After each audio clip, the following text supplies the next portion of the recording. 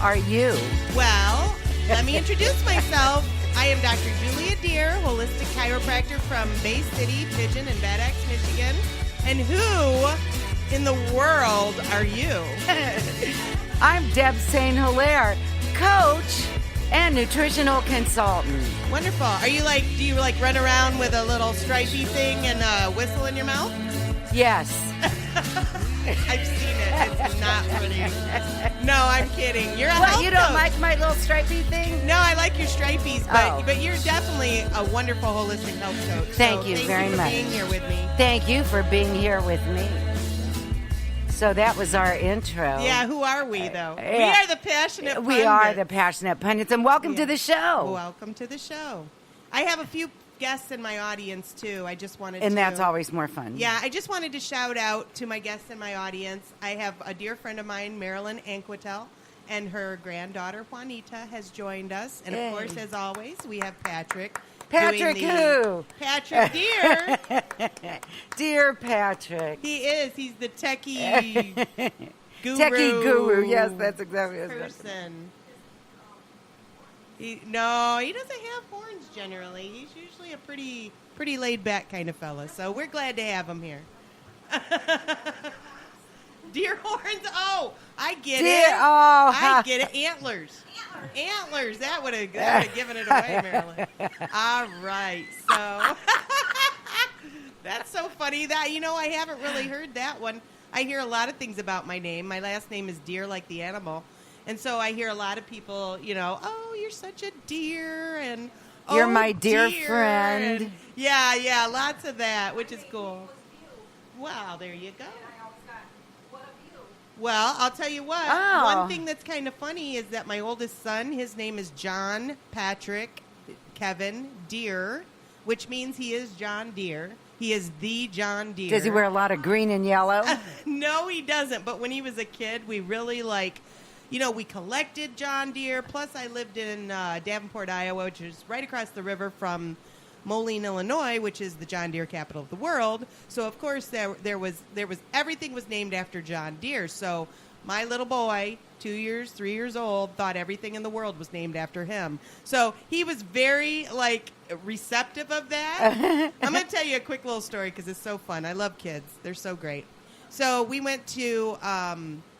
We lived at the foot of a hill from a Putnam Museum, which was a natural history museum, and they had this IMAX theater. Well, every once in a while, they would have a special guest or whatever. So they had this children's book author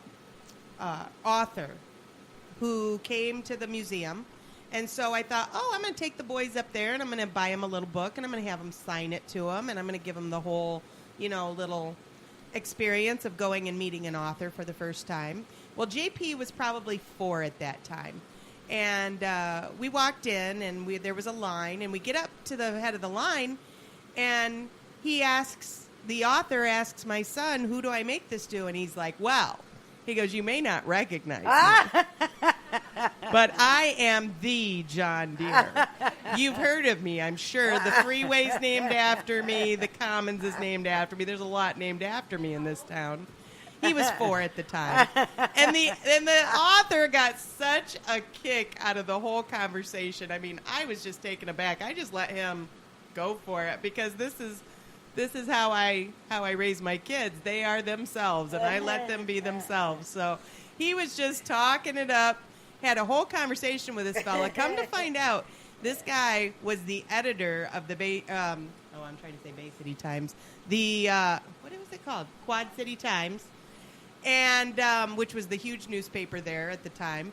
And so the next day, there was this big article written up about him meeting the John Deere. Oh, isn't that cute? Oh, yeah. And we saved it, of course, and everything. We have it scrapbooked because that's just precious. I mean, kids, they say what they think, and they mean what they say, boy. I'll tell you what. You'll get everything out of a 4-year-old, won't you, Marilyn? She's got a grandson right now that stays with her occasionally. His name is Charles Harper, and every time I meet up with him, because I see him occasionally, he tells me a new thing. Like, this week I will be called Chuck. Thank you. And I'm like, okay, so we'll call him Chuck today. But he's such a dear. He's such a sweet. And then, there I go with my name again. But And I have a grandson that just turned 5. Ooh, tell me some funny And- stuff about him, because I'm sure there is. She's like, Okay, so we went. Oh, I have so many. I'm trying to pick the shortest one. So one day we had a big barbecue at the house, and all the kids were there, and this is when he was probably 3, and he has 3 older brothers, so he uses big words, but he uses them appropriately, which is very shocking. I love that. And so I love that stuff out of babes' mouths. So he's standing there and he's watching Grandpa take all the kids for a quad ride down the beach, and he's just standing there like looking really sad with that little bottom lip pouting. Because he was left out. Yeah, because they thought he was little. So I said, "Hey, Steve-O, do you want Grandma to take you for a ride?" And he said, "Okay." And I said, "But you have to hang on really tight." Well, he about suffocated me, and I said, "Not quite that tight." And and then we're going, and I said, "I'm going to go real slow. If you want me to go faster, just say it." And he goes, "Go faster, Grandma." So we went faster, and we went twice up and down the beach, and we came back, and he's laughing. I could hear him laughing back there, and we get back, and I put the little thing back down on the ground, and he looks up at me, and he's really small, and he looks up at me, and he puts his little hands up in the air, and he goes, "That was amazing, Grandma." I love it. Aw.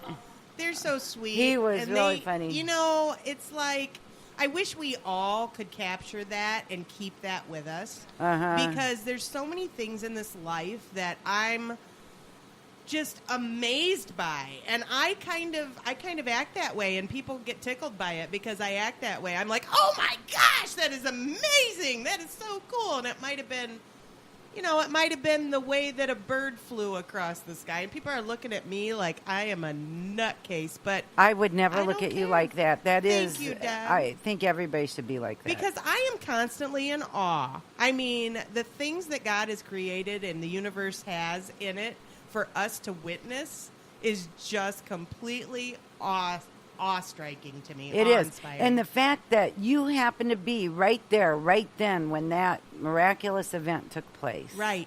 And people take things for granted, don't they? Yeah. Babies never take things for granted.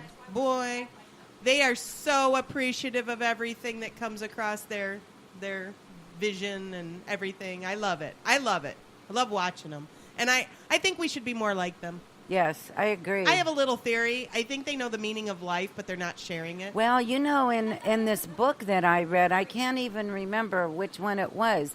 It says that babies are not, when they're first born, we choose to come back. We choose who to come back to. We choose our life's path and what we're going to accomplish.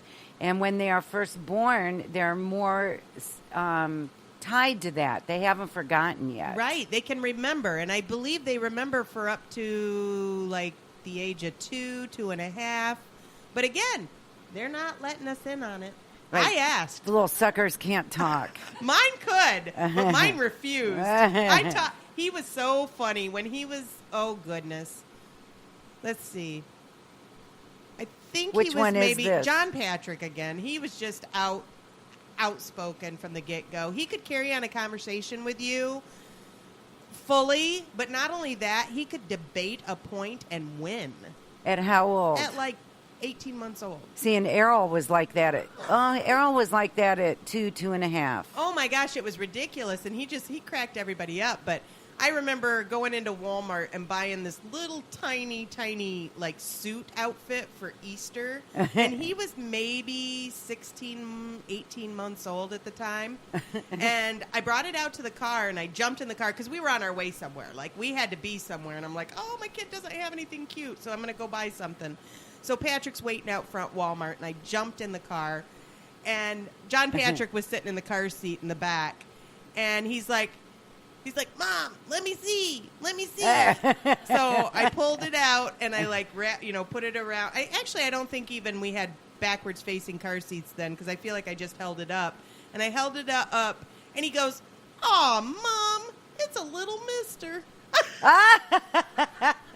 And I laughed. I said, It's a little mister. It's a little mister, he said. I'm like, oh my gosh, he is too cute. So, yeah, so ever since then, I know, huh? So ever since then, we always call those little outfits, The little look, mister. He's got a little mister on. What a cute little mister.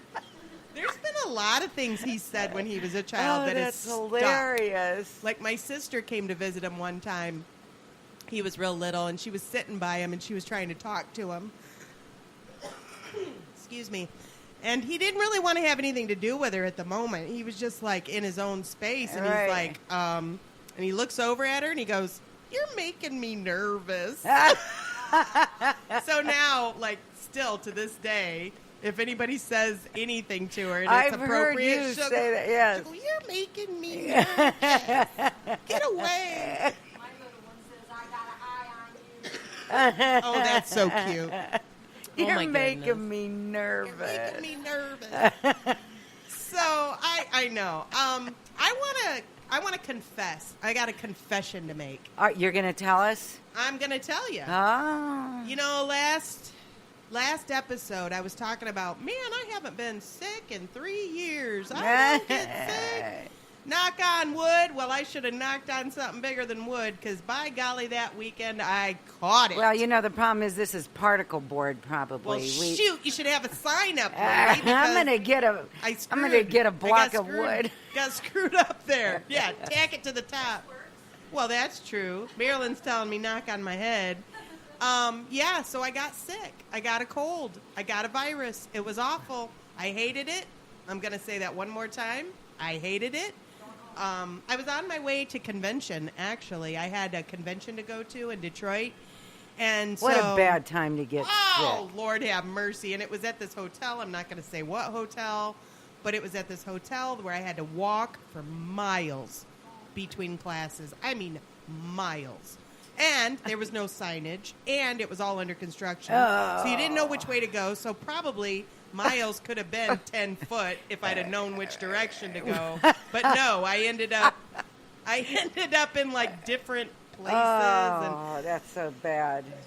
And at one point, I literally sat down and started crying. And I just started crying because I felt so awful. I mean, this virus hit me like a ton of bricks. I couldn't mobilize. Like, all I can say is I was completely exhausted.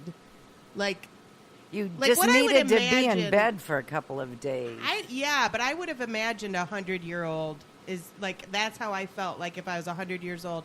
And I always like, you know, you God. see these people and they're so, bless their hearts, they're so awesome. They keep, they keep mobile and everything in their later years, but even still, they're moving so slow. They're moving like molasses in front of you or whatever.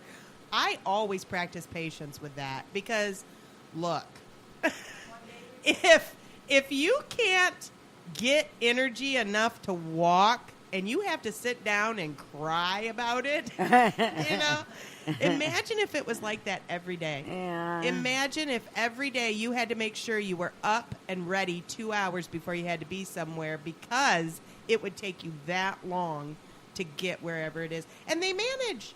They do it, right. Like, I'm running around like a chicken with my head cut off all day long trying to get here, there, everywhere, do everything I got to do in a day. And I'm thinking, how in the heck do these people who have to move slowly manage?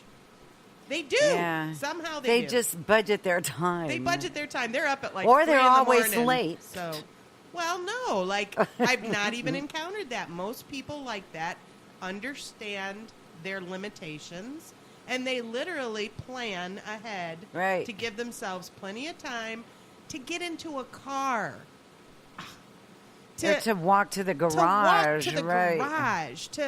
And I just had a new, again, like me, miraculous, wow, I am so thankful, God, that I am not like this all the time. Right. I am so thankful that I can get up, get ready within a half hour.